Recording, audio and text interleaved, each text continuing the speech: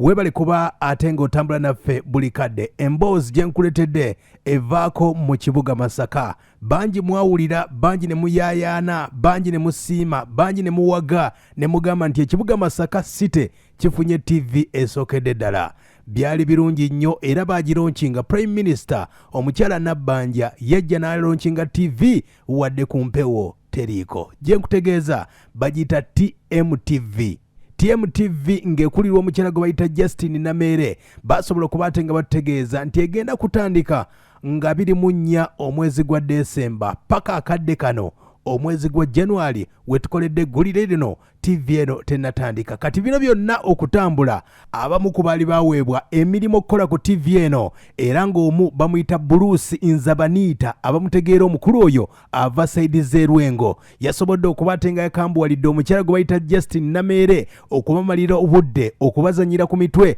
okubagamba nti agenda kubawa emirimu ku leediyo era ng'agenda yeewaana ng'agamba nti abasasula wadde TV teriiko nti agenda abasasula. Omukulu Bruce Nzabaniita alina obubaka bw'asobodde okubaate ng'aweerezza ku mikutu egy'enjawulo.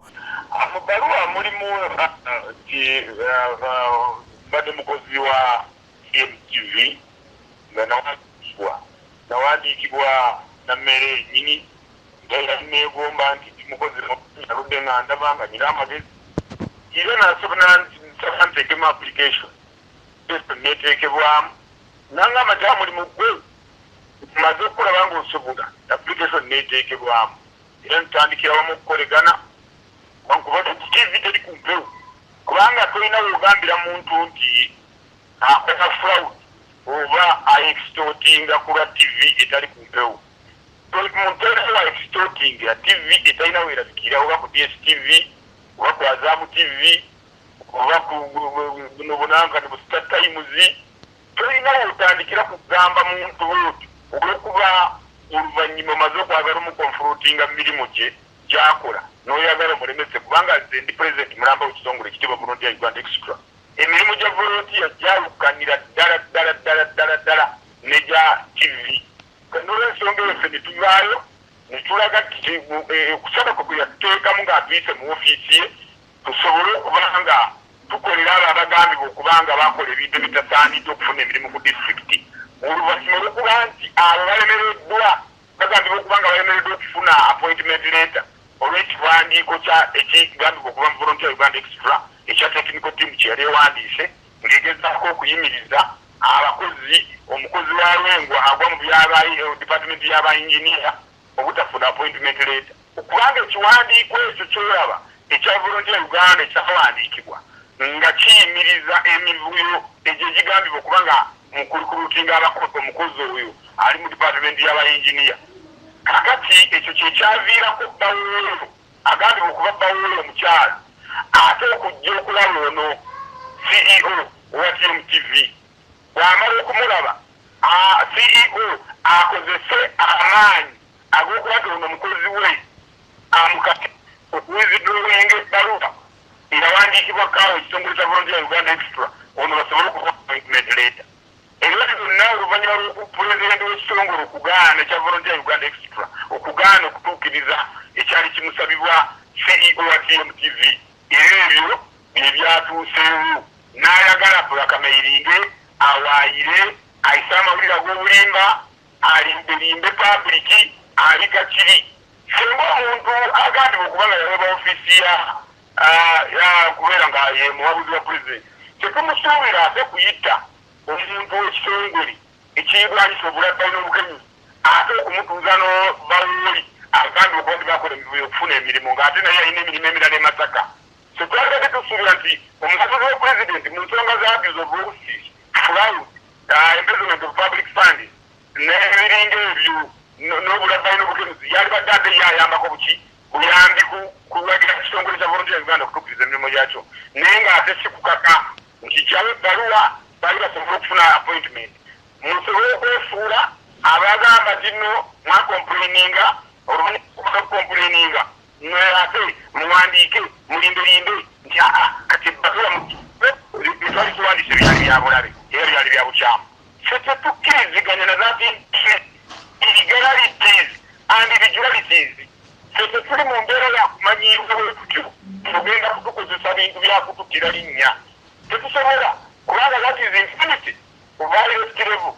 obugaali ogamba ti omuntu yakola falu obugaali is extorting. You cannot extort from an error issue into a table. Kubanga toyinza ku extorting you extort money for what? Kiziri ku kyalo ki eri ku mukutu ki osobola okusobola omukutu kwereebya okugamba nti nno kale nziwamba political tokoso because nze naweba political tokoso ng'alaga obutali bumativu oba omukyala ono Justin Namere okuba ate ng'agenda yeewanira mikwano gye ng'agamba nti abakozi be aba TV abasasula wadde nga TV teri ku mpewo. Omukulu Bruce avuddeyo n'abiwakanya era embeera nga bwesobodde okuba ate ng'etambula sooka owulire ku butambi buno ng'omukulu Bruce ategeeza omukyala Justin Namere. Wabula Justin Namere naye amutegeezezza agenda ensonga zonna bazitwala mu kooti. Katulinde wetwogerera bino TV teri ku mpewo nenga TV bagironkinga mu kibuga Masaka.